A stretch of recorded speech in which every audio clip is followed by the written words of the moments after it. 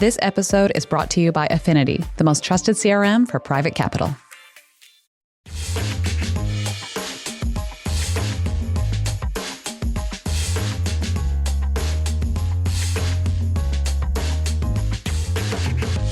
So Max, you're the only one of us who actually lives in the Bay Area, which we don't maybe love to broadcast, but I'm going to say it at the top of the show.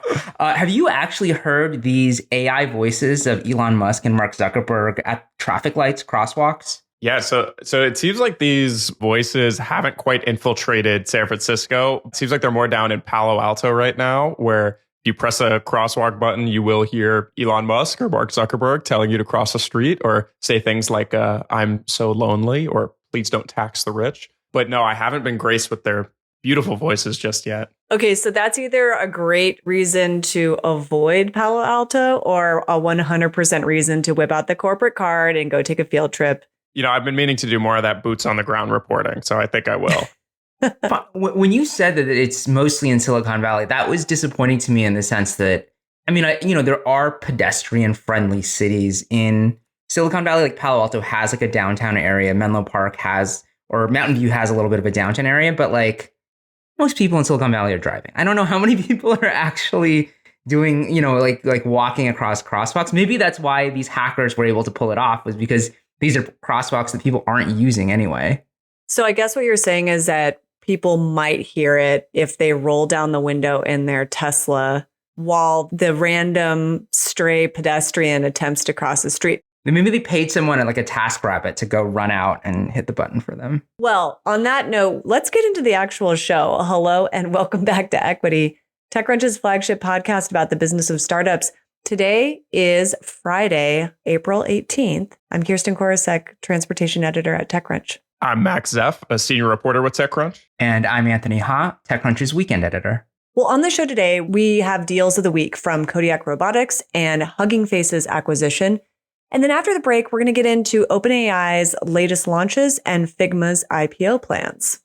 So I want to get into this company called Kodiak Robotics, an autonomous vehicle, really self-driving truck company that went public via SPAC. And I'm wondering if either one of you follow the self-driving truck space at all. Am I the only nerd here that does that? Or do you guys actually pay attention? I followed it in the sense that I will read the TechCrunch stories about it that I need to do it in order to do my job. I don't know. Does that count? Yeah, sure. Why not? Max, are self-driving trucks on top of mind for you?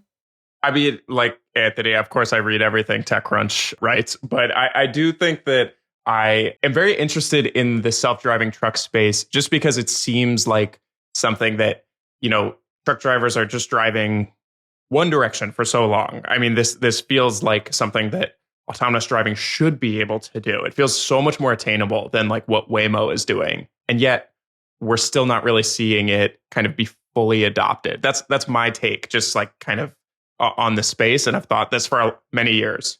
Yeah, that's because you live in the California bubble. But outside California, Max, there actually are self-driving trucks testing every day in Texas. Kodiak is one of those. A lot of these companies got their start in California, and the regulatory framework in California is very prohibitive, specifically towards trucking. And part of that is because of like protecting jobs. And also there are just a lot of regulatory hoops to jump through to do any kind of autonomous vehicle testing in California. But in Texas, that's not the case.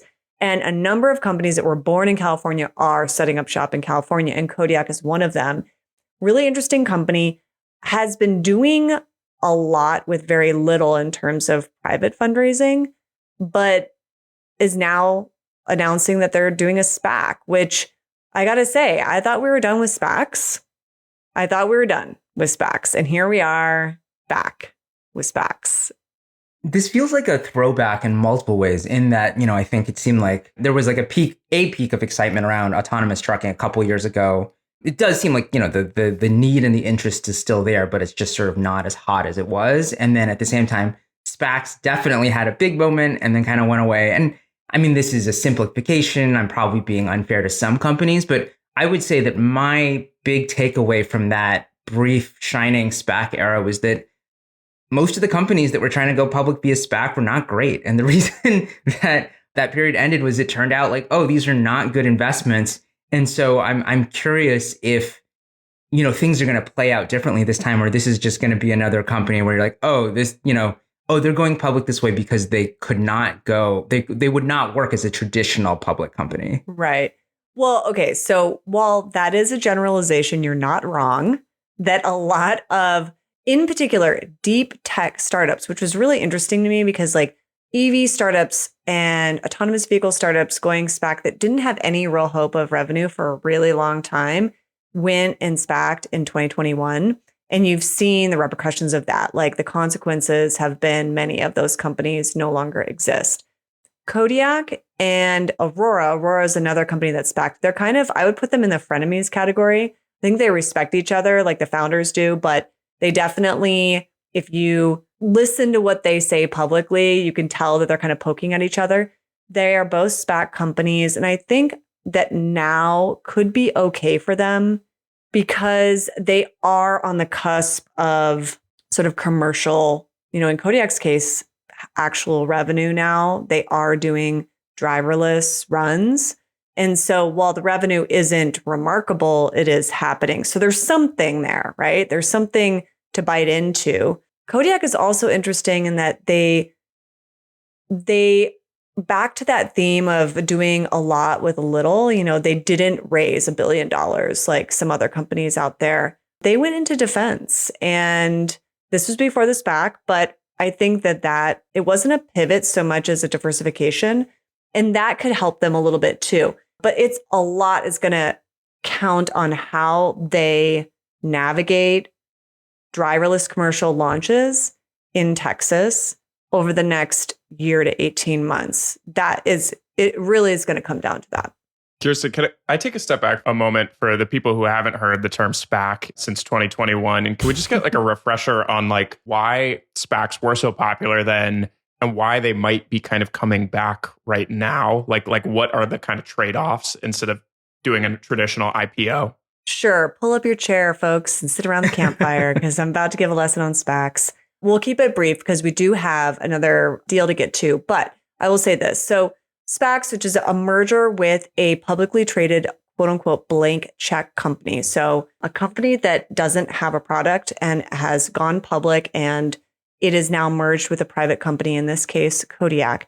And the reason why this financial instrument's actually been around for a long time, it came back in 2021 and oftentimes was referred to as a new thing, and it isn't. It's not a new thing, and it wasn't a new thing in 2021, but it does go through these ebbs and flows of being used.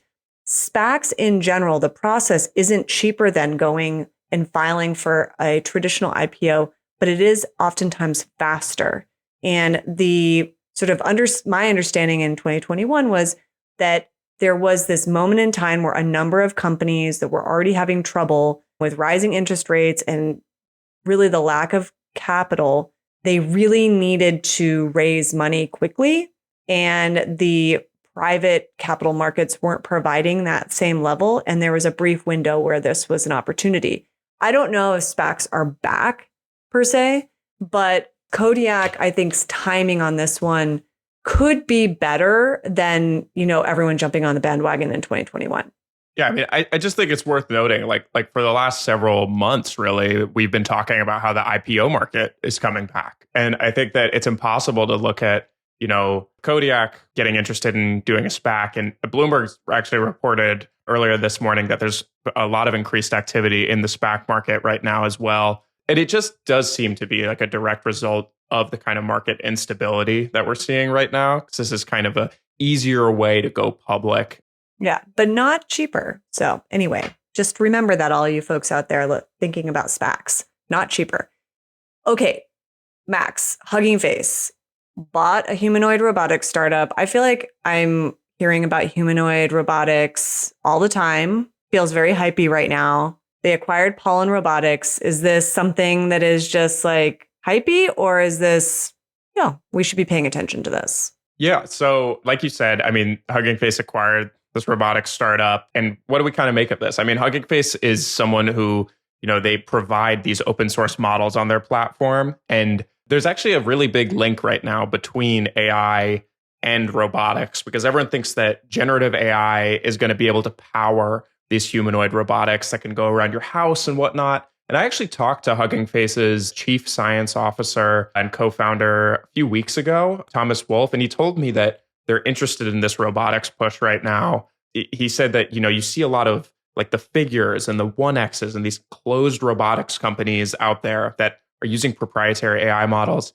And what Hugging Face wants to do is really build this kind of open platform of, AI models that can power robotics. Like they want to sell you a cheap robot that you can use at home as kind of like a dev kit. And then you can download these models from Hugging Face to power it. It's a really kind of cool sounding idea, but sounds so like, who is going to really be doing this? But there's a lot of money in this space. I think it's a really big opportunity for Hugging Face. I mean, I would say the slightly more cynical interpretation, which I don't necessarily fully buy into, but I've tried to almost toggle between them, is that, I remember there was some reporting around NVIDIA recently that essentially, obviously there's so much demand for AI, but also so much money flooding into the space that in order to justify the level of investment and the level of valuations that we're seeing right now, AI can't just be a kind of successful technology. It needs to be the defining technology of our generation. And there's this sort of question of what are the consumer use cases going to be that really justify that level of excitement? And I think you could say that yes, there's an opportunity in robotics, and there's also a certain sense of well, it's got to be something. What could it be? Maybe robotics. Robots, those seem cool. Yeah, I think you're absolutely right on that, because robotics, applying AI to robotics and applying AI to autonomous vehicles, which is kind of a form of robotics, certainly not humanoid though, goes back to justifying all the hype. And the funny thing is that, autonomous vehicles went through its own hypey moment and the hype cycle, back in 2017, but there was certainly talk about deep neural networks and machine learning, but it didn't seem to link AI as closely. I think it was because people were fascinated by the physical piece, the car. And it feels like the humanoid robot, it's the same thing. People are very much focused on the hardware piece of it. But now suddenly, because of this moment where there's so much hype and interest in AI, it's haha, here we are. And so I just suspect so many more acquisitions and a lot more funding in the space as a result. Yeah, I mean, there's two things I want to say about this. The first is that I agree with you guys, and I think that as a result of all the hype, is that some of these companies like Figure and 1X are really starting to ship robots that are going into people's homes to be helpers around your house, which is a crazy idea, but just something that's might be becoming a reality soon. And I think that Hugging Face sees its kind of broader mission as we need to be the open platform that peels back the curtain on all of these AI models and shows people what's really going on there. And I think that it's a very strong positioning. But the second point I want to say is that there's not a great business model around it right now, as far as I can tell. I mean, it's much easier to sell someone access or sell someone a subscription to, use their AI models or purchase a robot.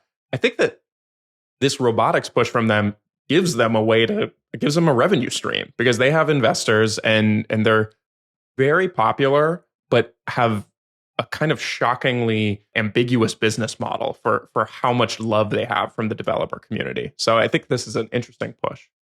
Well, yeah, I'm curious to see what happens next, but it is time for a break.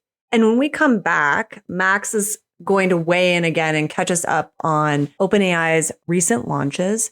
And then we're going to get into one of my favorite topics, which is IPOs, and specifically about Figma. In the business of private capital, managing professional relationships can make or break deals, which is why Affinity's relationship intelligence platform automatically analyzes your team's network of connections across all communications channels. Affinity is used globally by over 3,000 firms and is the most trusted customer relationship management system for private capital. Their new AI-powered tool, Deal Assist, enables teams to converse directly with their Affinity CRM data to uncover new insights, which means less time entering data and more time doing what we want to be doing, finding and closing deals. See how Affinity can streamline your deal-making process at affinity.co. Over here at TechCrunch, we use Slack, and I have to say that I have to turn off my notifications at a certain point in the night because all it is Max talking about AI news, and it's usually OpenAI, and it's like all hours of the night. Like, honestly, are you sleeping? And what the heck is going on? Especially this week, it seemed very busy. That's a great question. And that's all we're going to talk about on this segment is just my sleeping and Slack habits. But no, this week, frankly, the AI team at TechCrunch did not sleep much because OpenAI has been so busy with model launches. So on Monday, they launched this GPT-4.1 model, which is an improvement to their kind of traditional AI models. And then on Wednesday, I'm honestly losing track of the days here, but on Wednesday, they launched their O3 and O4 mini model, which is an update to their reasoning models. There's a lot of noise and model launches going on in the AI industry right now. So, I mean, I think that the biggest thing that you can take away from this week was that, OpenAI is continuing to kind of push forward what their AI models can do. But I think that there is, in the backdrop of this, we kind of know on the horizon, a couple months out, that OpenAI is going to launch the big one, which is GPT-5. And they've said that this is coming. They've confirmed it. They say it's going to kind of combine this kind of GPT 4.1 style model that responds instantly and this O3 model that takes time to think. And that's going to be this kind of model that knows when to think and when to just respond quickly. But in the meantime, we're kind of left with these pieces of these ideas around AI from them. And I think it's interesting to look at just like there's still a lot of problems with these things. And I mean, one of them is that they hallucinate a lot. Like O3, we looked into the O3 model and it has a hallucination rate that's twice as large as OpenAI's last reasoning model, O1. So there's still a lot we don't really know about these models. And at the same time, they're getting more capable. So it just kind of leaves us in an odd space right now. So, I mean, going back to something you mentioned earlier, because I think one of the things that I was sort of taken a little aback by in the last few months is just, I thought I had a good handle on sort of like that the idea of GPT-5 is kind of the next big milestone, right? And then yet there have been these like O3, O4 launches. And in fact, I mean, I think, when I've written a little bit about some of the questions about what's going to happen, GPT-5 is OpenAI kind of having an issue with it. We've had comments from people who are like, I can't believe you guys are still focused on this. Like, O3 is the future. Like they've already like blown past all of this. So, I mean, to what extent have the reasoning models sort of superseded, that sort of traditional product nomenclature, that lineup? Like, are we too focused on GPT-5 or how does it all fit together? Yeah, I was just talking with a professor at Stanford about this exact question, like of whether reasoning models are just the future. And I think that they are becoming much more capable. But the truth is that I think when everyday people go to use ChatGPT, they don't really want to think about, am I using the right model? There's this like really terrible, huge model picker when you use ChatGPT where you can choose from like 7 things. And like it's even hard for me who like covers this stuff all the time to know the minute differences between all of them. So I think the future is really just this GPT-5 kind of idea that OpenAI has laid out where it's like, go to ChatGPT, ask a question, we will figure out the rest. We will figure out how to answer it. And that really does seem like the future for this stuff. I wanted to ask a question about, you mentioned earlier how one of the models actually has like a very high rate of hallucination. And why is that? Is it actually because there's this push for it to be more human-like and creative, and as a result, it's hallucinating more? Is it like a path to actually getting to a better, more capable model? Or is it, this looks bad for OpenAI? Yeah, I think you hit the nail on the head. Like there is this idea that, OpenAI's co-founder Greg Brockman said on a live stream yesterday that these models can help do science, like very, vague kind of term there of doing science, but he says they can help scientists. But the idea is that like to come up with a new hypothesis, to come up with a new idea, about the way the world works, you do need to say something that hasn't been said before, which is kind of a hallucination. So I think there is an idea among some that for AI models to get better at doing these really hard tasks and to be more helpful, it actually might be better for them to hallucinate a little bit. But of course, there's been other problems where like O3 will make up links that don't exist and try to send you to a website that's not real. Or sometimes it'll think it used a tool to accomplish a task and it actually hasn't used it at all. So there's still a lot of problems here. I don't think that this is, some people were claiming that this was AGI. I think it's, hard to see how this is like the final thing here. Like it does still feel like we're waiting for one more thing. And that's how the AI race has felt for a while.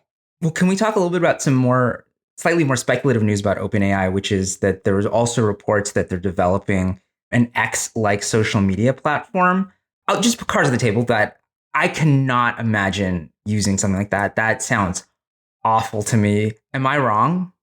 It's hard to see because, I mean, you see Meta like pumping AI into their social media platforms, and you see X, just like the AI community on X is very vibrant, but the rest of the platform is kind of tough.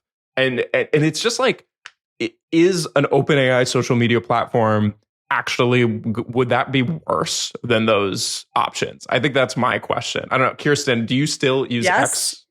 Yes, it would be worse. Maybe. I mean, I do appreciate the fact that you were being very diplomatic when you were saying a vibrant community and a little tough over there on X. But I guess TBD. But I think we've already seen what's happened with social media on a very broad scale, and AI hasn't necessarily made it better. So I guess we'll see. But we do have one other thing to talk about. And specifically, it's about Figma. It's a company that I actually don't cover, but I've been following them. They make collaborative software and web applications for designers. And they filed confidentially their paperwork for an IPO. So we don't have the S1, which is one of my fave docs to look through, because that's when you finally get to see if these companies were overstating, their business, and you finally get to see the risk factors. So we're waiting on that. But what struck me, and I'm wondering if you all have the same thoughts, this is such a volatile market. The same goes back to like the whole SPAC thing with Kodiak. I was like, wow, now this is the time. You guys are doing it now. And it just got me thinking, like, are they just plowing ahead because it could just get worse? I mean, why do an IPO right now? The market is very volatile. Well, so part of the context that some of our readers are probably familiar with is that, a couple of years ago, Adobe was going to acquire Figma for $20 billion. That fell through, I think, partly because of antitrust scrutiny, or maybe largely because of antitrust scrutiny. Since then, Figma's been valued at $12.5 billion, which is still like a very respectable number, but it's a lot less than $20 billion. And so you get the sense that, and I don't remember exactly the terms of the deal, if Figma maybe got a little bit of cash because the deal fell through, but essentially like that's not like a position of strength, right? And so you have to imagine that after that, they were, as much as they tried to put a brave face on it, they were kind of like, okay, that didn't work out. What are we going to do now? And so I think, and this is sort of how we were talking about the SPACs before, is that like, on the one hand, usually that's sort of a big moment for a company. That can be a moment of triumph. That's a moment of like, a bunch of people like cashing out, getting rich. But sometimes it can also be a necessity, because especially I think if you're not an AI startup right now, you sort of hit a level where the private funding sources aren't really there. And so if you want more funding, you got to go public. Yeah, absolutely. And, also, who else would buy Figma? I mean, Figma's got to be looking around and going, all right, to your point, probably not going to get a buyout. We want to source more capital. We want to grow. And it is, IPOing is the exit that a lot of startups want to ultimately get to. To me, I just find the timing interesting because there was a lot of talk towards the end of last year about how 2025 would finally be the IPO year. And we saw Klarna and StubHub, two potentially blockbuster tech IPOs coming along and then suddenly pausing those plans. So to me, the timing is curious and interesting. At the same time, I don't know if you've been watching the other stuff that Figma has been up to, but sending cease and desist letters to the no-code AI startup Lovable. So I'm like, what are you guys doing here?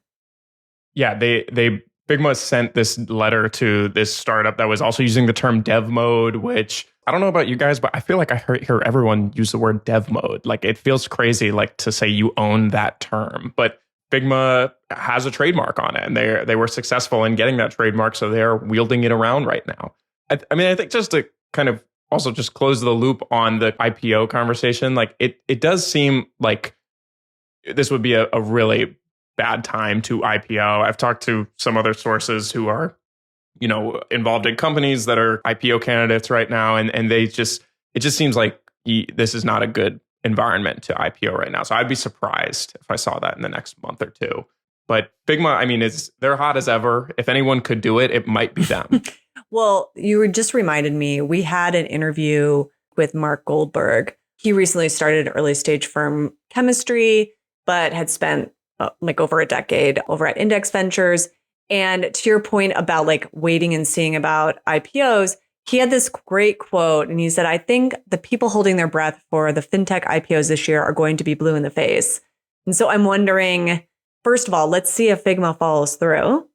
Granted, they're not fintech, but let's also see if Figma pulls back at all. And if any of the fintech companies out there decide to do an IPO as well. Like, I'm very skeptical that anyone is going to do anything in the next 2 months. But I could be wrong. Anthony's nodding his head, maybe agreeing with me. I'm not sure.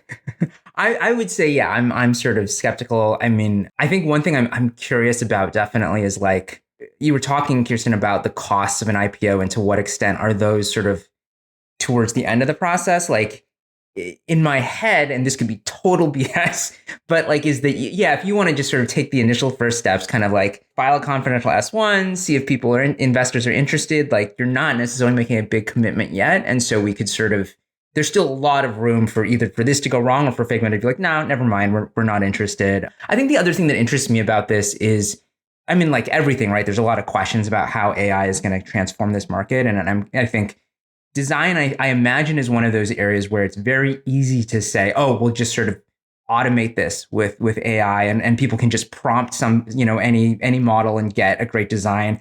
I don't think that's true. And so I think Figma, I imagine, is still going to be a really essential tool, but I can imagine some on Wall Street being like, well, isn't this just going to like be replaced by, ChatGPT prompts anyway? Yeah, I mean, I think that's what Figma is going to have to do is show the value of what it's offering here. And I'll be curious to see if any language they use between now and if and when they really do file S1, if they sprinkle some AI fairy dust on. I'm sure they will. On any of that. All right. Well, thank you for that prediction. We will look for it. We have to wrap up, but thanks so much, Anthony and Max, for joining me today. And Equity will be back next week. Until then, you can find Equity under the handle at EquityPod on X and Threads. Equity is produced by Theresa Loconsolo with editing by Kell. We'd also like to thank TechCrunch's audience development team. Thank you so much for listening, and we'll talk to you next time.